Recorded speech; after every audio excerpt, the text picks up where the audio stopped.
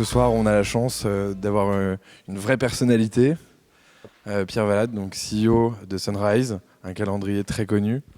C'est un projet d'envergure qui a demandé, je pense, beaucoup de travail. Mais bon, il saura en parler beaucoup mieux que moi. Donc je vais lui laisser la parole pour se présenter un petit peu rapidement. Et puis après, on commencera tout de suite avec des questions. Donc voilà. N'hésitez pas à poser des questions. Vous êtes debout ou pas? Non, je pense pas. Je pense ok. que c'est assez casual. J'avais fait ça un peu pour voir tout le monde. Mais... Ok, cool. Tout le monde entend bien ou pas? Ouais, ok, cool. Super, merci Oscar. Merci Marwana d'avoir organisé tout ça. C'est très cool. C'est assez intime ce soir. Si vous avez... Moi, on m'a dit qu'il y avait des bières. Hein, si jamais vous voulez vous servir avant qu'on commence. C'est apéro, donc théoriquement, vous devriez boire des bières. Est-ce que vous connaissez Sunrise ou pas? Ou est-ce que je fais quand même un peu l'histoire de Sunrise, globalement? Si vous connaissez Sunrise, levez la main. Ok, à peu près à la moitié, un peu plus. Donc Sunrise, c'est une application de calendrier qu'on a commencé avec mon cofondateur Jérémy en février, enfin on va dire il y a 3 ans, on a quitté Foursquare, là où j'étais avant, et on a commencé à travailler sur Sunrise. Donc j'étais à New York, je suis revenu à Paris, et en Belgique en fait, parce que Jérémy est belge. Et donc on a commencé à bosser sur Sunrise l'hiver avec un autre ingénieur, Joey. Et puis en février 2013, donc un peu après avoir démissionné, on a lancé Sunrise qui était la première version d'une application sur iOS de calendrier. Donc c'est très simple ce qu'on a fait, c'est on a juste fait une meilleure version du calendrier qui est déjà installée par défaut sur tous les téléphones iOS ou tous les téléphones Android. Donc nous on a commencé sur iOS au début pour simplifier. Et on a fait une meilleure version, enfin en tout cas ce qu'on pensait être une meilleure version de l'application qui est installée par défaut. Et donc on l'a lancé, depuis Paris d'ailleurs. Et après moi je suis allé repartir aux États-Unis parce qu'on savait qu'on voulait réinstaller la boîte aux États-Unis. Donc je suis parti un mois aux États-Unis pour aller lever des fonds. Et on a eu de la chance parce que le timing était... Enfin après je peux revenir en fonction de vos questions sur la levée de fonds, mais je vais aller rapidement. Donc on a levé 2,2 millions dans notre seed round un peu avant l'été du coup 2013. Après donc on a pu revenir aux États-Unis avec l'argent qu'on avait levé du coup. Et donc on a installé l'équipe, on a recruté 5 personnes en plus. Non, en fait 4, ouais, on était 7. Donc entre le seed et la série A, on était 7. Et donc après, qu'est-ce qu'on a fait? On a eu une équipe un peu plus grosse, on était à New York, on a continué à itérer sur le produit.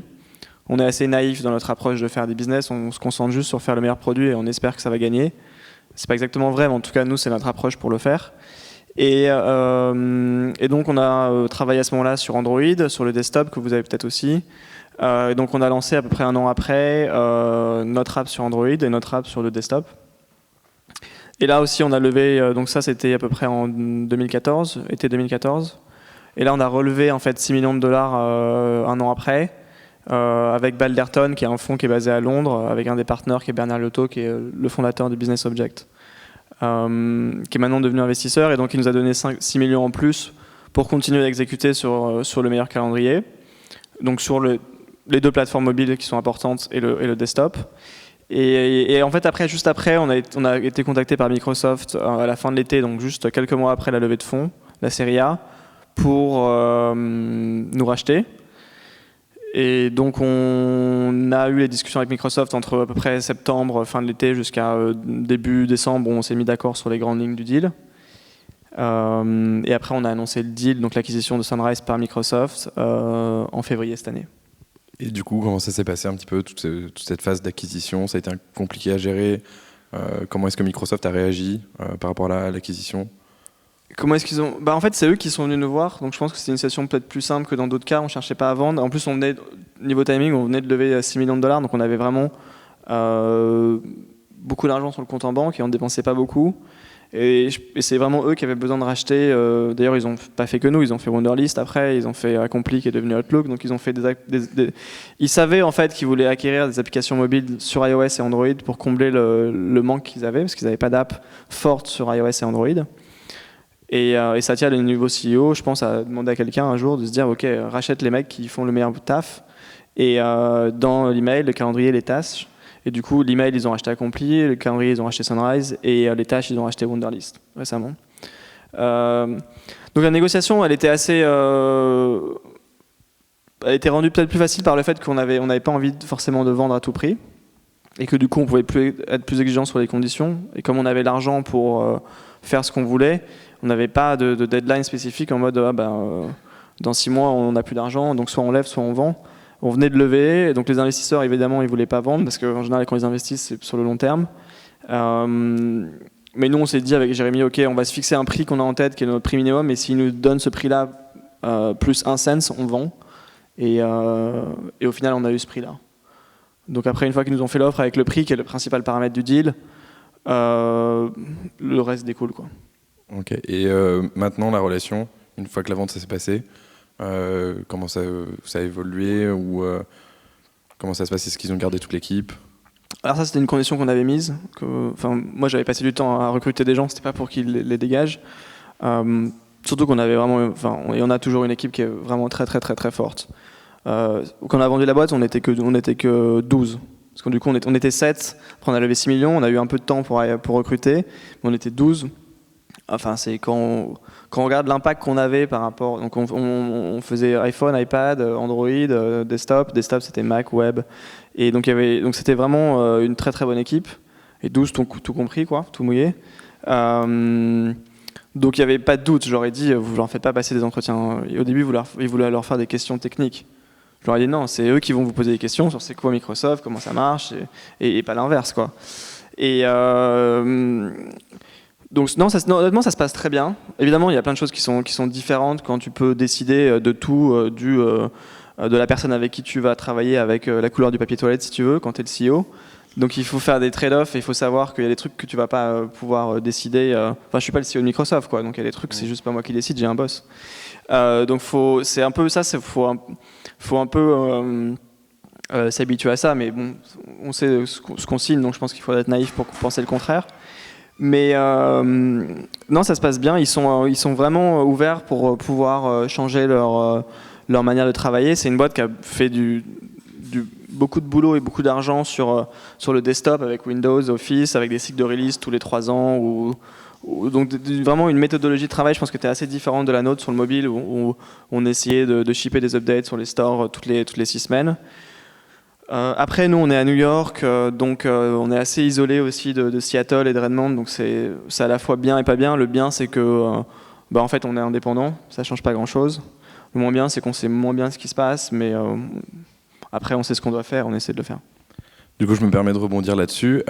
Donc, tu avais dit à un moment donné, justement, vous avez fait le choix de vouloir partir aux US. Pourquoi avoir fait le choix de partir Non, on était déjà aux US. Hein. Ah, vous étiez déjà aux US. Je travaillais chez Foursquare avec Jérémy, ouais. À New York. Donc, pour nous, c'était juste... dans la continuité. Dans la continuité. Okay. Après, on devait revenir en France ou en Belgique parce qu'on avait des problèmes de visa. Parce que quand tu démissionnes aux États-Unis, si ton visa est lié à ton boulot, en gros, tu dois revenir... tu dois sortir des États-Unis. Et puis la vie à New York était beaucoup trop chère de toute façon pour nous pour pouvoir rester sans avoir encore levé de l'argent. Donc on s'est dit on va aller en Belgique parce que Jérémy vient de Bruxelles et moi je connaissais pas.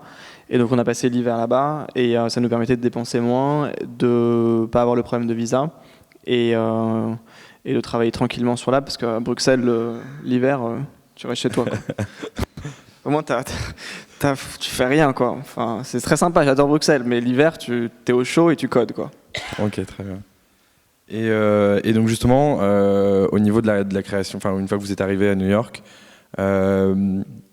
pour moi c'est un petit peu le rêve new-yorkais. Quelles sont les différences entre justement les startups françaises et les startups new-yorkaises ? Je sais pas parce que moi j'ai jamais fait startup en France, donc je suis mal placé pour ça. Quand on me demande c'est quoi lever des fonds et s'il y a des différences, j'en sais rien. Donc moi je vois l'écosystème de l'extérieur et je trouve que ça évolue très très bien et je me fais pas du tout de soucis là-dessus. D'ailleurs nous c'est rigolo, on était une boîte américaine, on a levé des fonds à Londres quoi, donc on a fait un peu l'inverse. Et probablement des boîtes françaises peuvent très bien aller lever des fonds aux États-Unis ou s'installer aux États-Unis. Moi si je fais une deuxième boîte maintenant, c'est tout à fait possible que je la fasse à Londres ou à Paris. Il y a des très belles boîtes qui sont créées ici. Je pense que c'est peut-être plus psychologique à mon avis maintenant que vraiment. Je pense que, en tout cas, pour moi, ce qui est important, c'est de répondre à un besoin dans le marché et d'essayer de faire le meilleur produit pour y répondre, quoi. Ok, n'hésitez pas d'ailleurs à poser des questions, que je ne sois pas tout seul. Donc soyez pas timide. Il y a déjà une question. Ah bah super. Faut que je te file le micro. Sur vos débuts, les 6 premiers mois ou la première année, notamment par rapport à votre traction et votre équipe, qu'est-ce qui vous a permis de lever ces 2,2 millions aussi rapidement? C'était votre traction, vous, ce qui sortait de Foursquare, c'était quoi à peu près, selon toi, C'était très difficile de lever les 2.2, donc on a eu quand même assez de chance. C'était pas facile. Enfin, je pensais que ça allait être plus simple de closer le tour. Et c'est exactement ce que tu as dit en fait. Il y a deux choses. Là, le tampon Foursquare qui pour les Américains parle, je pense que ça joue. C'est quelque chose qu'ils connaissent. Ils connaissent pas mon école que j'ai fait en France, mais ils connaissent Foursquare, donc par référence ils associent ça. Et le très bon timing, pas volontaire, mais le très bon timing d'avoir levé au moment où on a lancé. Donc les questions difficiles du style c'est quoi ta rétention à 3 mois, bah t'en as pas en fait parce que tu viens de lancer. Et comme on a eu un lancement qui était encore une fois très réussi parce qu'on a eu de la chance d'être juste après Mailbox. Donc Mailbox c'était l'email, nous c'était le calendrier. Donc les deux très similaires avec une attention sur le design et l'expérience utilisateur. Je crois que Mailbox à ce moment-là se faisait racheter déjà par Dropbox rapidement. Donc on montrait ah ouais on peut faire des boîtes dans cette catégorie, les faire gratuites les apps et en fait après arriver à faire des exits pour les investisseurs. Et le fait que la presse que j'avais contactée en amont quand j'étais en Belgique pour faire connaître l'app a bien marché dès le début. Et du coup ça s'est rapidement. Enfin en fait je pense que en tout cas moi j'ai souvent vu des courbes de start-up, c'est genre c'est des pics quoi.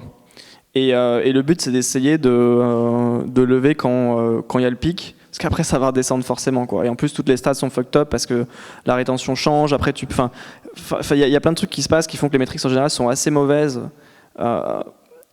Genre 3 semaines après, mais genre la première semaine en fait elles ont l'air bien parce que ça va vers le haut. Mais après ça va continuer à descendre. Et pour nous par exemple la courbe c'était vraiment ça monte parce qu'on fait de la presse ou on est featuré par Apple ou des choses comme ça. Et après ça descend et ça descend. Nous on regardait que l'active user parce que ça sert à rien de regarder les nombres de downloads, ça c'est des fausses métriques. Donc les nombres de active user c'est vraiment le truc donc les mecs qui installent et qui après continuent à l'utiliser à la semaine ou au mois. Et il y a cette espèce de vieil effet où du coup il y a plein de gens qui téléchargent l'app. Évidemment il y en a plein qui l'utilisent plus. Et donc du coup la courbe d'active user en fait elle arrive presque plus à remonter. Parce que les gens qui viennent après, une fois que le pic est passé, n'arrivent pas à compenser les gens qui partent de ce gros pic qu'il y avait au début. Donc c'est assez déprimant. Et je pense que si on avait essayé de lever des fonds 6 mois après, donc par exemple à l'été, au lieu de juste avant en février, avec la même équipe, le même concept, pas le même deck parce que j'avais pas fait de deck, on n'aurait pas levé. Donc le timing, en fait, ça c'est le truc que j'ai vraiment appris, enfin en tout cas réalisé et compris, en tout cas pour nous, c'est que les investisseurs, pour moi, ils ne sont pas rationnels. Ils investissent parce qu'il y a une tension sur le calendrier. Parce qu'il y a une tension sur le timing, quoi. Moi, j'avais pas de visa, donc je vais aux États-Unis pour lever de l'argent, j'avais pas de visa. Donc de toute façon, mon billet d'avion c'est le 25, donc je lui dis je rentre le 25. Tu signes ou tu signes pas, de toute façon je dois rentrer, quoi. Et en fait, je me suis aperçu à posteriori que le fait de mettre une deadline sur la levée de fonds, parce qu'on n'avait pas le choix, de toute façon on n'avait pas d'argent, en fait a fait que tout le monde en fait doit se décider et doit se cristalliser, etc., etc. Et en plus on l'a fait au tout début, au moment où les métriques étaient très bonnes, parce que le lancement en général ça a toujours une bonne gueule parce que ça va vers le haut à droite, quoi. Et tu avais des contacts à New York, j'imagine, pour prévoir... Ouais, c'est vrai, ça c'est une bonne remarque, j'avais quand même pas mal de contacts à New York, et ça aide aussi beaucoup. Et j'avais aussi pas mal de contacts chez des entrepreneurs qui ont des investisseurs et qui du coup te font des intros dans leurs fonds. Parce que le meilleur moyen, je pense, d'avoir une intro avec un investisseur, c'est d'aller regarder dans son portfolio, dans les compagnies dans lesquelles il investit, et d'avoir quelqu'un que tu connais dans ces compagnies-là qui te fait une intro en disant j'ai vu ce projet-là, il est intéressant. Et en général, quand tu as une intro de quelqu'un dans lequel le mec a déjà investi, il va au moins prendre le meeting. Sur un autre sujet, comment ça se passe avec Microsoft qui, je suppose, a des équipes mobiles. Ils ont donc racheté Sunrise.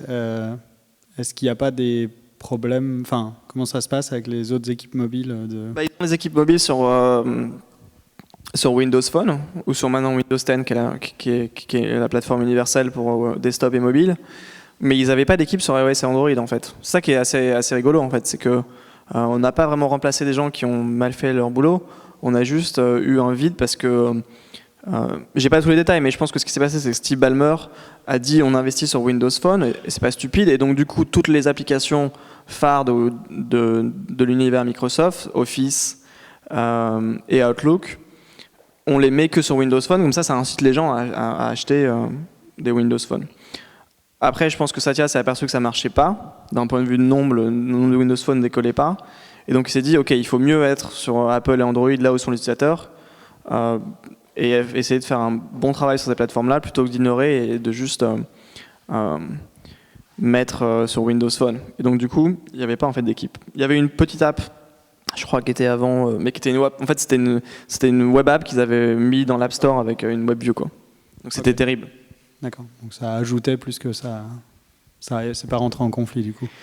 Je pense pas. En tout cas, ces gens-là, je les ai pas vus, en tout cas. Ouais.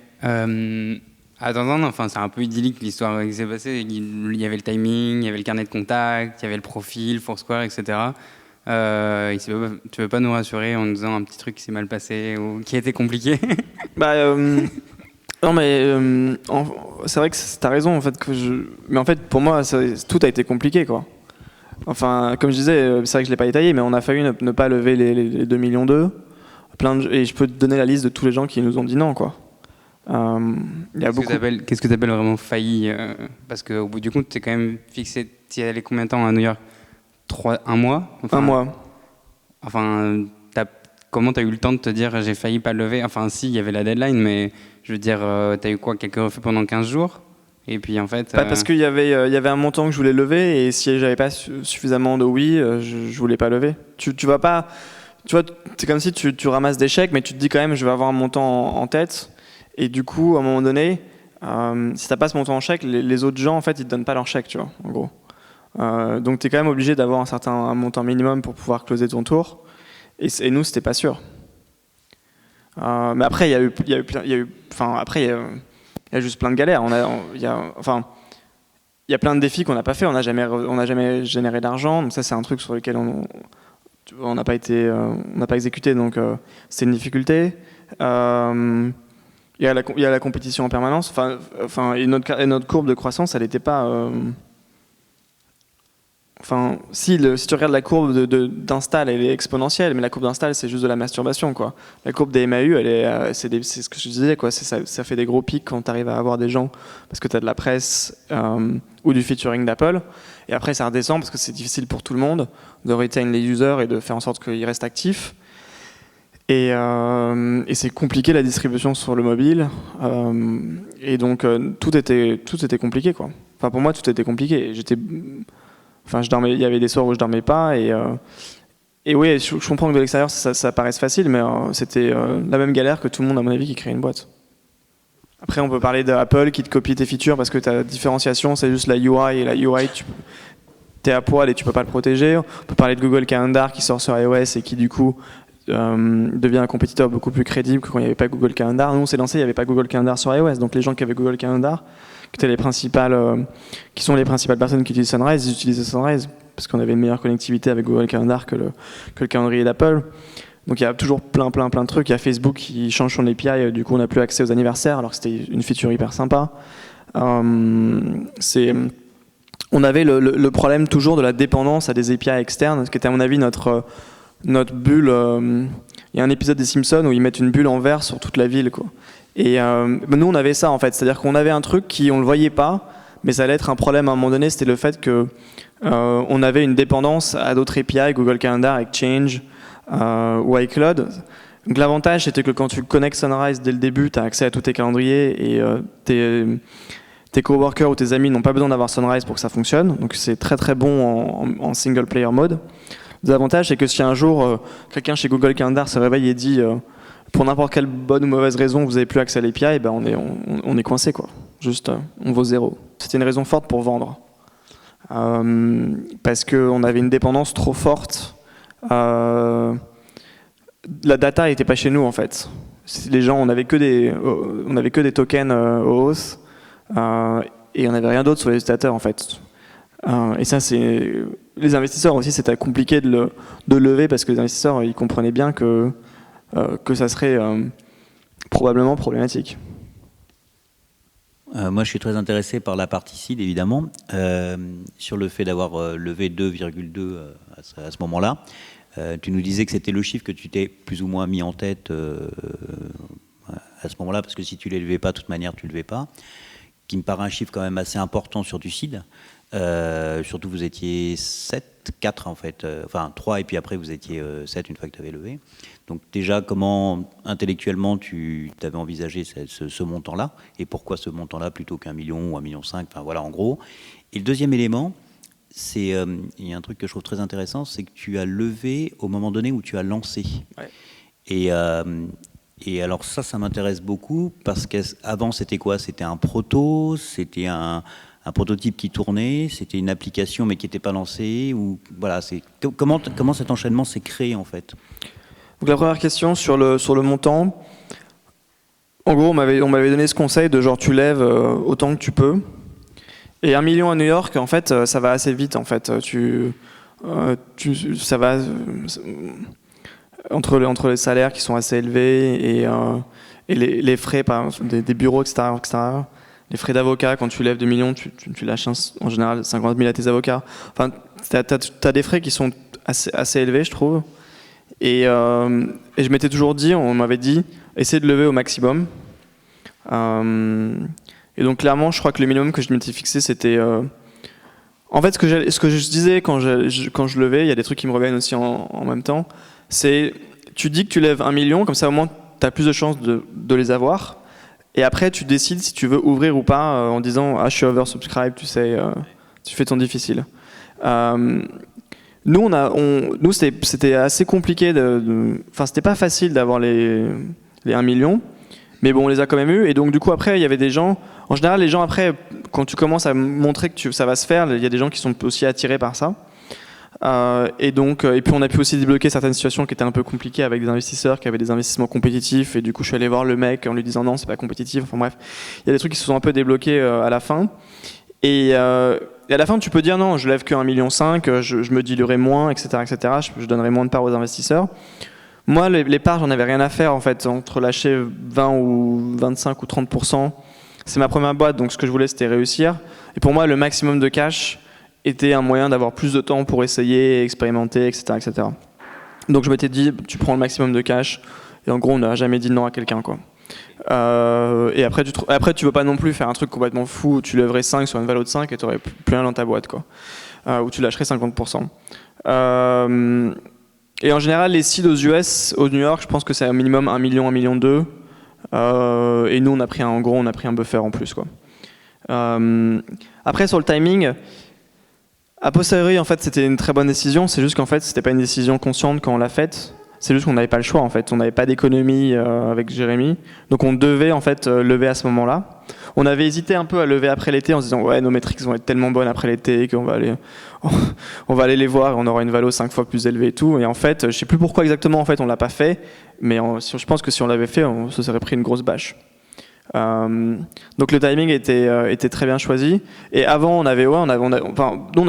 pendant l'hiver, on a bossé sur un prototype et après on l'a lancé en février. Donc c'était une vraie app. Donc les gens pouvaient tester l'app et se dire en tant qu'investisseur, est-ce que j'aime le concept, est-ce que j'aime la vision, est-ce que j'aime la première itération de la vision que je vois, et est-ce que j'aime l'équipe qui porte. Ok. Et le prototype, il était sous quoi ? C'était un prototype développé, programmé, ou c'était sous un outil de prototypage ? Non, on a bossé sur l'app iOS directement, native. Salut, moi j'avais une question justement par rapport à tes investisseurs, quand tu les as rencontrés. C'était surtout, je voudrais savoir, qu'est-ce qui a fait pencher la balance sur le oui, on investit ?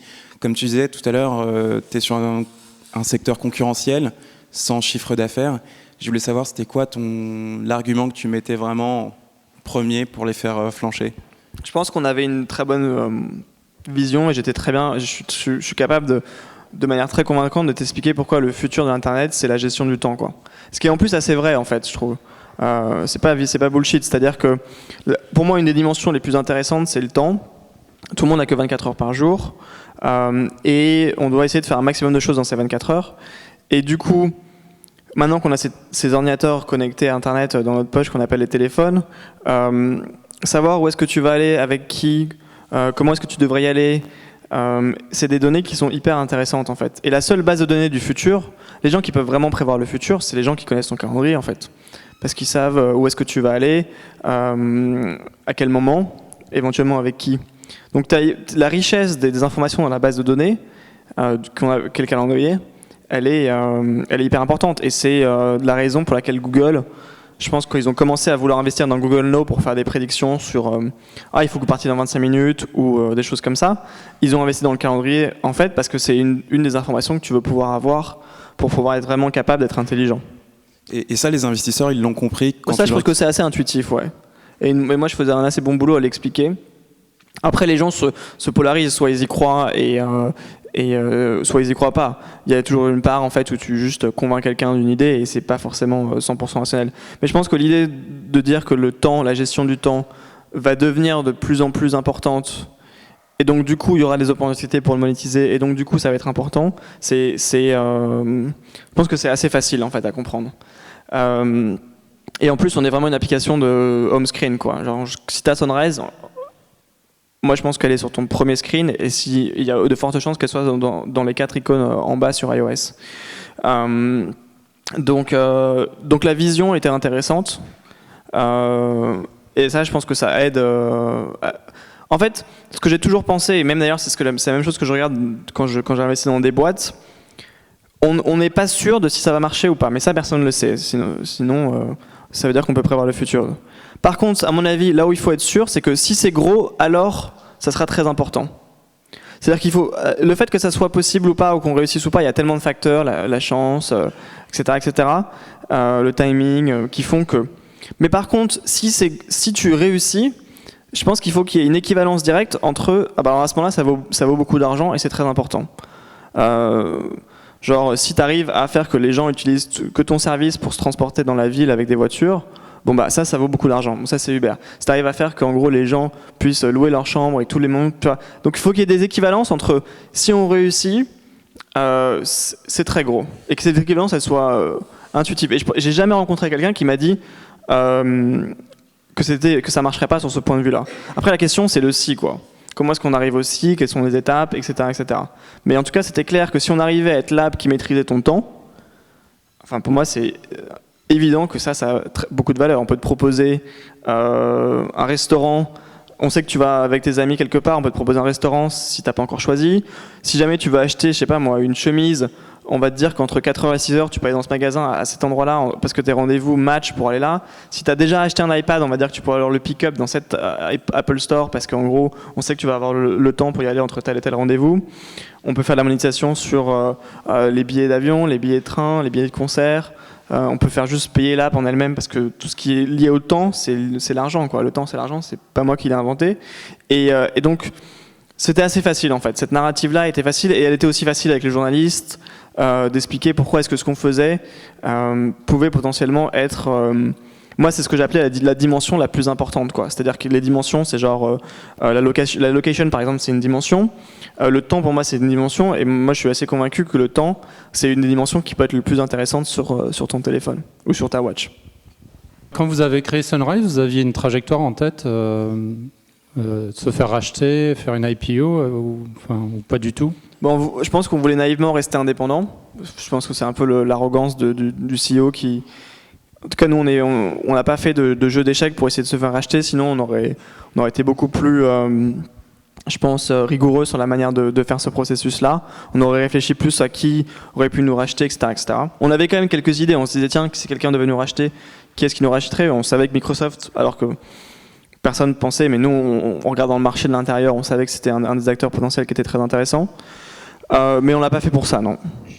Après, on savait qu'on restait ouvert, on connaissait nos faiblesses, le fait qu'on venait de lever 6 millions en série A, que si on voulait lever une série B, ils allaient nous demander des métriques sur la monétisation, ça allait être très compliqué, les gens payent pour Google Calendar ou pour Exchange, Office 365, est-ce qu'ils paieront en plus pour Sunrise? Est-ce qu'ils paieront chaque mois et pas juste 2 € comme une app comme Fantastical ou des compétiteurs qui sont des apps où tu payes juste une fois? C'était des questions qui étaient assez compliquées pour nous et qu'on aurait probablement... Enfin, en tout cas, qu'on ne savait pas comment résoudre, quoi. Mais au moins, on savait qu'on ne savait pas les résoudre. Salut. Je voudrais revenir sur ton prototype. En fait, je voulais savoir, lorsque tu as mis en place le prototype, lorsqu'il était disponible sur l'App Store, il avait quoi comme fonctionnalité? Enfin, qu'est-ce que tu t'étais fixé comme minimum requis pour pouvoir le faire tester par des utilisateurs? Tu veux dire quand c'était public ou juste quand on était entre nous et qu'on envoyait le lien quelques semaines avant à nos amis? Alors justement, les deux, quel a été le processus de l'avancée du prototype? Tu l'as d'abord donc testé avec des amis? Non, on le testait d'abord avec nous, parce que moi je suis un gros utilisateur de calendrier depuis très longtemps, donc je sais ce qui marche et ce qui marche pas. La limitation qu'on s'était mise, c'est ok de juste supporter Google Calendar.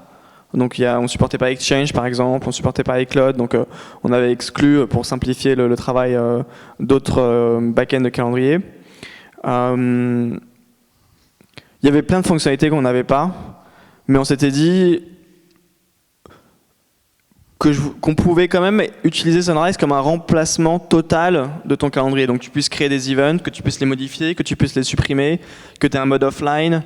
Donc on s'était dit une liste plus en mode comment est-ce que tu peux en gros prendre l'icône calendrier, appuyer longtemps dessus, la mettre tout au fond et mettre Sunrise à la place.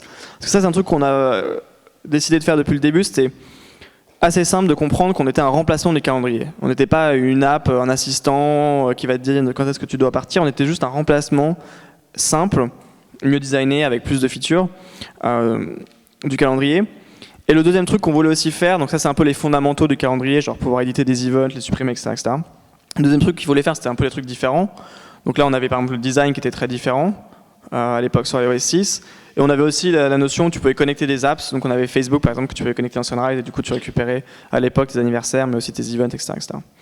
Mais il n'y avait pas par exemple d'iCloud, il n'y avait pas d'Exchange. Enfin, on a ajouté tout ça au fur et à mesure. Mais à un moment donné, il faut bien le faire, quoi. Ok. Et autre question, est-ce que tu avais mis en place un processus de feedback avec les utilisateurs? Est-ce qu'ils t'ont permis d'améliorer le produit? Enfin, comment ça se passait? Imagine que l'idée était bonne dès le début, ou alors en fait ils t'ont permis un petit peu de pivoter, que ce soit... L'idée, elle a rien de bonne ou de mauvaise, c'est un calendrier en fait. Enfin, tu vois, c'est comme si je te disais demain tu redesign Note, l'application Note sur iPhone. Donc il n'y a pas besoin de valider l'idée au sens où les gens qui utilisaient Sunrise étaient déjà des gens qui utilisaient un calendrier. C'était pas genre tiens je me réveille un jour, j'ai vu Sunrise, je vais utiliser un calendrier alors que j'en ai jamais utilisé de ma vie. C'est genre j'utilise Google Calendar, sur le web c'est pas mal, sur mon iOS c'est un peu naze. Hop, j'ai entendu parler de ce truc là et du coup je vais le télécharger. Donc il n'y avait pas vraiment il n'y a pas de génie là-dedans en fait. C'est un calendrier. Après, on était attentif aux questions des utilisateurs ou à leurs remarques. Et on essayait de prendre quelques fonctions. En gros, on essayait à chaque release de prendre un truc qui était le plus gros truc, le plus obvious, et d'essayer de le rajouter. Mais en général, c'était assez intuitif. Quand on n'avait pas Exchange ou qu'on n'avait pas iCloud, les gens nous demandaient support pour Exchange, les gens nous demandaient support pour iCloud. Après, on l'ajoutait. Après, on nous demandait le support pour l'iPad. Donc, tu vois, les trucs sont c'était assez simple à faire. On essayait quand même de combiner des trucs qu'on nous demandait avec des trucs que nous on avait en tête qui étaient un peu plus différenciants. Moi j'ai une dernière question par rapport à ton début toujours. Si tu n'avais pas levé les 2,2 millions, combien de temps tu te serais laissé sur ce projet pour itérer, continuer? Tu te serais laissé 6 mois? Non, on aurait direct. Ouais. Okay. Je pense que encore une fois, le truc le plus important en tout cas dans la vie de quelqu'un, c'est son temps, quoi. Donc si tu passes, c'est toujours un coup d'opportunité de ne pas faire ça versus aller faire quelque chose d'autre, tu vois. Donc si jamais tu passes 6 mois à vouloir essayer de construire une fusée sans avoir les moyens de construire une fusée, autant soit aller construire une autre fusée, soit faire autre chose, quoi. Mais pour moi, bosser sur une idée ambitieuse sans les moyens, c'est une perte de temps, donc ça m'intéresse pas. Et ton départ aux États-Unis pour aller lever, ça joue un petit peu parce qu'en France, tu penses avoir levé, t'aurais levé la même chose? Je sais pas, je l'ai pas fait. Honnêtement, c'est impossible c'est le A/B testing, mais je connais pas le B, quoi. Donc c'est impossible de savoir. Okay. Merci. Je voulais savoir comment personnellement on garde sa motivation et aussi au niveau de l'équipe. Alors je sais pas si l'équipe était intéressée, mais clairement comment on garde sa motivation pour améliorer le produit quand clairement l'argent est moins un problème.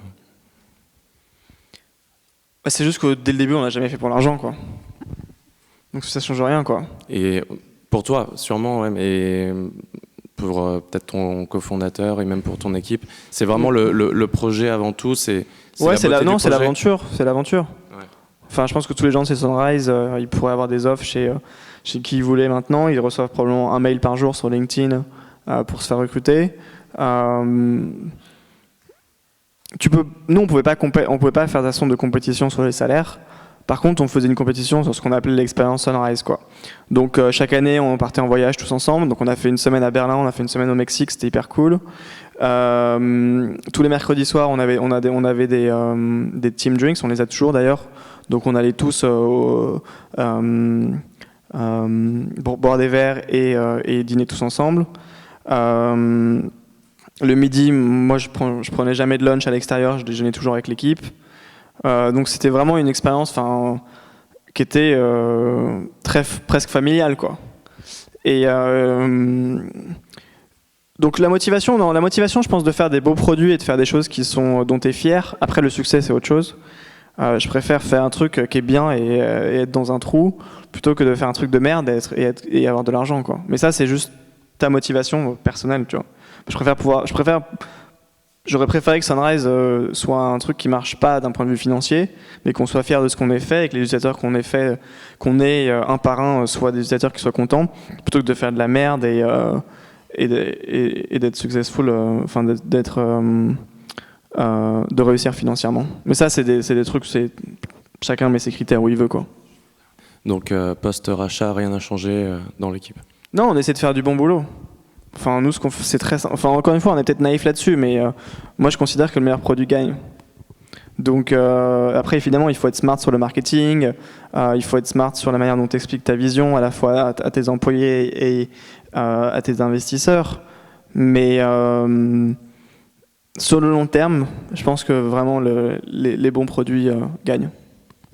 Alors, dernière question, et puis après, on va aller boire des bières avec Pierre. Donc, voilà.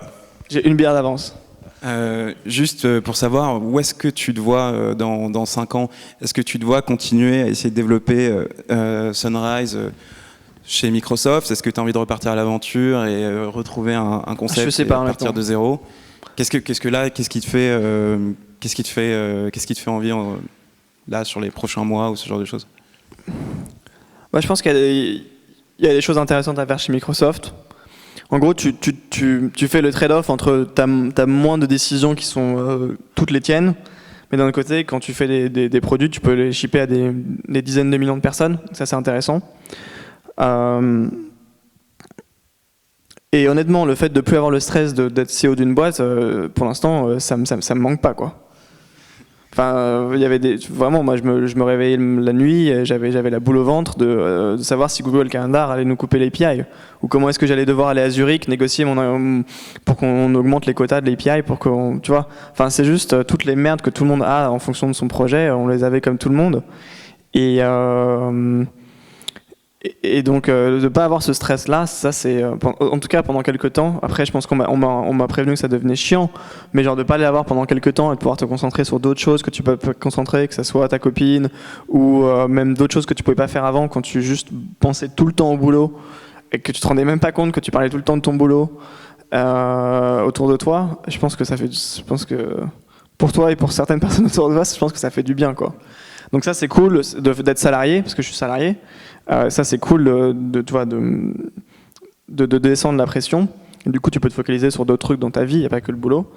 Après évidemment, si tu as d'autres idées, probablement un jour tu pourras essayer de relancer un truc. Mais, et t'en as? Ouais, les idées j'en ai des... Vraiment je pense que c'est la partie presque la plus facile, quoi. Ok. Il y a plein de trucs et d'ailleurs il y a vraiment plein de trucs à faire. Okay. Ouais, je pense, parce que encore une fois, c'est aussi ma personnalité de pas lâcher les gens qui te font confiance, tu vois. Tu vends ta boîte, tu vois, effectivement le lendemain tu pourrais démissionner. C'est quand même un peu faire un bras d'honneur, tu vois. Donc c'est comme si tu te mariais et tu te divorçais le lendemain, quoi. Techniquement, juridiquement, tu peux le faire. C'est pas très spirit, quoi. Super. Merci beaucoup, Pierre. Un tonnerre d'applaudissements. Merci au wagon aussi d'avoir organisé. Il y a d'autres questions ou pas? Sinon, on peut juste continuer, peut-être, c'est plus simple, non? Ou si vous voulez prendre. Ou sinon, on peut faire un truc un peu plus casual avec dégustation de bière. Enfin, Ok. bon, c'est de la... Dégustation. Ok, merci. Ouais, super.